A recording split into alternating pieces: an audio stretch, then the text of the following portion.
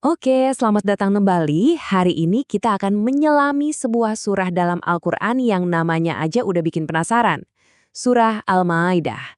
Surah ini kaya banget maknanya, bicara soal hidangan, perjanjian, sampai hukum. Yap, betul. Al-Ma'idah ini adalah surah kelima dan namanya itu Al-Ma'idah artinya secara harfiah adalah hidangan atau perjamuan. Kenapa namanya begitu? Nah ini dia, karena nama ini diambil dari sebuah kisah yang wah luar biasa sekali. Nah disinilah mulai menarik kan? Anda mungkin mikir, apa hubungannya hidangan dari surga dengan hal-hal yang kelihatannya serius banget, seperti kontrak, keadilan, dan hukum? Kok bisa nyambung? Oke, jadi dalam pembahasan kita kali ini kita akan bedah semuanya. Pertama, kita lihat dulu asal-usul namanya yang unik itu. Lalu kita akan bahas ayat kesempurnaan yang sangat terkenal. Setelah itu, kita masuk ke hukum-hukumnya untuk kehidupan sehari-hari, 5 berkah unik yang diyakini ada di dalamnya, dan terakhir, kita akan lihat kenapa surah ini masih relevan banget di dunia modern. Baik, kita mulai dari yang pertama ya, asal-usul namanya. Jadi ceritanya, nama surah ini diambil dari sebuah peristiwa yang dialami oleh para pengikut setia Nabi Isa. Mereka pada saat itu meminta sebuah hidangan diturunkan langsung dari langit. Tujuannya sebagai bukti kebesaran Tuhan.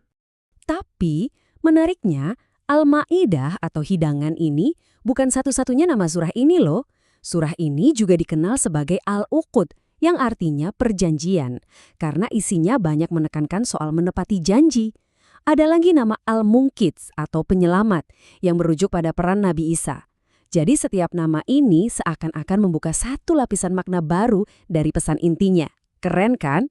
Oke, dari kisah nama kita beranjak ke sesuatu yang sangat fundamental. Salah satu momen paling powerful dalam surah ini ada di ayat ketiganya. Ayat ini diyakini diturunkan pada momen yang sangat bersejarah saat Haji Wada atau Haji Perpisahan Nabi Muhammad. Bunyi ayatnya begini. Pada hari ini telah kusempurnakan untuk kamu agamamu, dan telah kucukupkan kepadamu nikmatku, dan telah kuridhoi Islam itu jadi agama bagimu. Wow, ini adalah sebuah deklarasi, sebuah pernyataan yang menegaskan bahwa pesannya telah lengkap, telah sempurna. Saking dahsyatnya makna ayat ini, ada sebuah riwayat menarik. Diceritakan, seorang Yahudi pernah bilang ke Umar bin Khattab, kalau ayat ini turun kepada kami, wah, hari itu pasti sudah kami jadikan hari raya. Ini menunjukkan betapa besarnya signifikansi ayat ini, bahkan di mata kaum lain. Nah, sekarang kita lihat sisi lain dari surah Al-Ma'idah. Setelah membahas hal-hal yang begitu mendalam, surah ini tiba-tiba beralih ke hal-hal yang sangat praktis. Benar-benar kayak cetak biru atau blueprint untuk membangun masyarakat yang adil. Coba kita lihat cakupannya, luas banget. Mulai dari aturan ibadah sehari-hari seperti wudhu dan tayamum, terus soal makanan dan minuman, mana yang halal, mana yang haram, sampai ke hal-hal yang lebih besar seperti hukum pidana untuk pencurian, dan juga aturan soal perilaku sosial seperti larangan judi dan perintah untuk jujur dalam bersaksi. Dan disinilah kita melihat betapa kompleksnya surah ini. Ambil contoh ayat 51 yang bicara soal hubungan dengan non-muslim. Kata kunci di dalamnya, aulia, itu punya terjemahan yang berbeda-beda seiring waktu.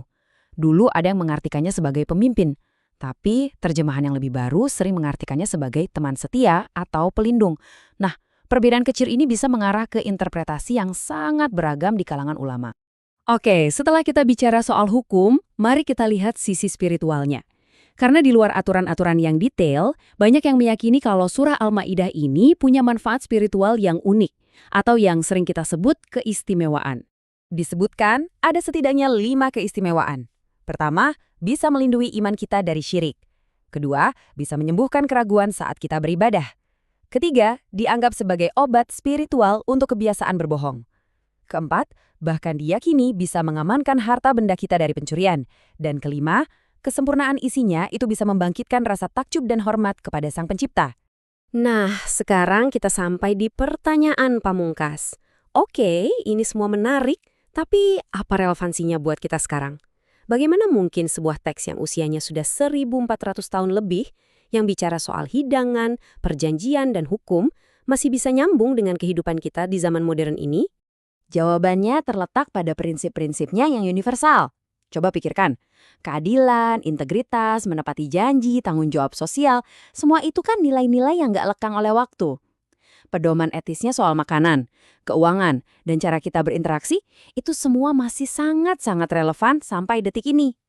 Dan ini membawa kita pada sebuah perenungan akhir. Di dunia kita yang serba cepat dan terus berubah ini, lalu apa peran sebuah teks kuno yang tujuannya begitu komprehensif, yaitu memberikan panduan lengkap untuk hidup, dari urusan makanan sampai peradilan? Nah, ini adalah pertanyaan besar yang menarik untuk kita pikirkan bersama.